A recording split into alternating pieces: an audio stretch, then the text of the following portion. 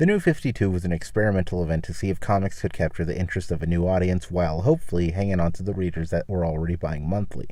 It might also have been the result of a dare somebody made where they tried to see how much they could push the Batman brand in everyone's gullets.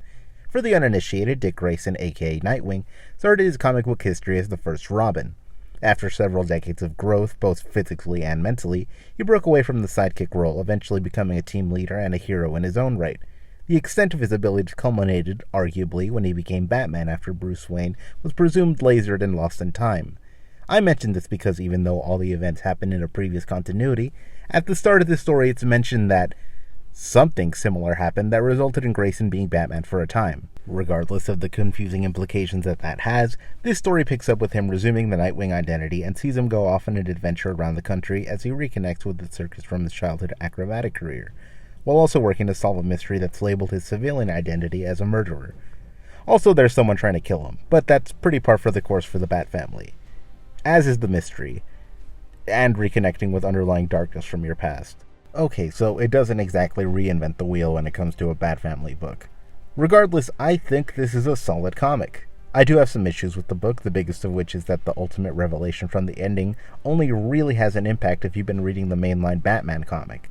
I'm personally against storylines tying in heavily to other books when it's not pitched as a crossover.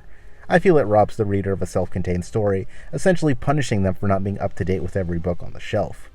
I'd almost let it slide since it does make sense thematically for these two to tie in heavily, but Batman has his big pointy nose in most of the other series already. It just kind of becomes a drag after a bit. Still though, I think for the most part this book gets it right. Giving Nightwing his own colorful cast of characters in the circus he grew up in offers up some fun interactions. I wish that some of them would get fleshed out a bit more, but whatever limited time they get, they make the most out of. The character that gets the most play is Raya, who also grew up in the circus and was childhood friends with Dick Grayson. They have a fun, jokey rapport that develops into a romantic relationship sparked by the puppy love they had as children. Or so we think. Spoiler alert, Raya is working with Seiko, the villain of the piece. I won't go into detail about Seiko's identity or their connection in case you want to check it out, but Raya is definitely more complex than your run-of-the-mill love interest. The writer does a good job of slowly raising the stakes in mystery. I also think, going back to my point of earlier, that even though this is fairly standard fare for Batman, it kinda has the advantage of showing the differences between the characters.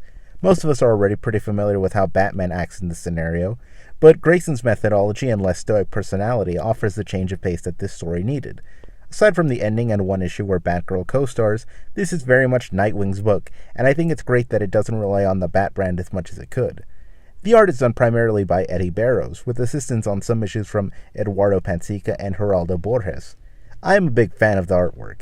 It feels very lively and energetic, which greatly complements Nightwing's acrobatic background. The fight scenes feel more balletic than brutal beatdowns, a nice contrast to his mentor's tactics. I should probably also mention Nightwing's costume change.